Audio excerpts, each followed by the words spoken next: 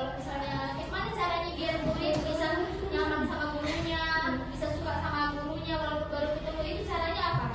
Contohnya adalah kasih gimana caranya biar mereka bisa deket, bisa akrab, terus muridnya bisa senang diajari sama gurunya. Siapa yang tahu ya? Juga tahu lah Ter. Ya, cara-caranya apa itu? Contohnya? Pintar caranya. Gak harus pintar sih, karena kan gak semua guru harus suka sama murid yang pintar kan? Oh, Karena sopan, etika. ya, sopan, etika, ada lagi? Ya, guru tuh suka sama murid-murid yang sopan, nggak pendiam sih, diam-diam pintar. Kalau nggak pintar suka apa-apa, asalkan dia sopan. Terus nanti kalau misalnya gurunya disalam pagi-pagi kalau masuk ke kelas, nggak berisik langsung kayak gitu. Ingat juga berdoa sebelum mulai pelajaran. Kenapa penting sebagai guru dekat sama muridnya? Ada satu contohnya apa? Siapa yang tahu? Kenapa perlu guru yang muridnya suka sama guru biar dia apa? Semangat belajar. Biar dia pintar. Satu lagi Semangat belajar. Semangat belajar. Kalau kamu suka sama guru, pasti kamu semangat belajar kan? Pasti kamu dengerin gurunya. Ya aku suka sama guru ini, jadi aku dengerinlah dia. Jadi dia masuk otak kamu kan? Terus mengurangi perilaku bermasalah. Seperti siapa di sini yang pernah masuk ke ruang BK karena berantem sama temannya? Gara-gara apa tuh?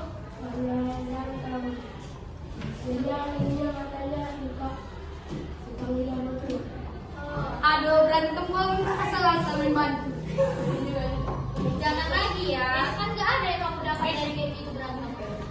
Oh ya, gara-gara apa? Bis kemarin masuk di kelas 3, terus ada temannya gara-gara kecil celana kawannya. Terus nggak tahu kenapa tiba-tiba kecil celana, terus disitu udah berantem lah, pukulan karena bau kali kau sana lah. Aku gak suka, nggak boleh kayak gitu loh. Dia juga kan malu, nggak kayak kita yang biasa gitu. Kita kan maksudnya ada kekurangannya gitu loh. Nggak usah apa-apa, nggak usah mama.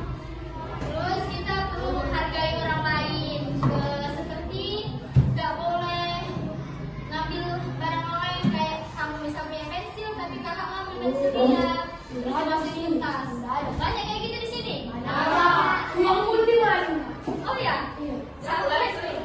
Jangan lagi gitu, udah bisa diperubahi loh. Ini ada tuyul di sekolah. Ada lampu pun nggak di sini lah. Kenapa itu beda hilang? Ayo kan?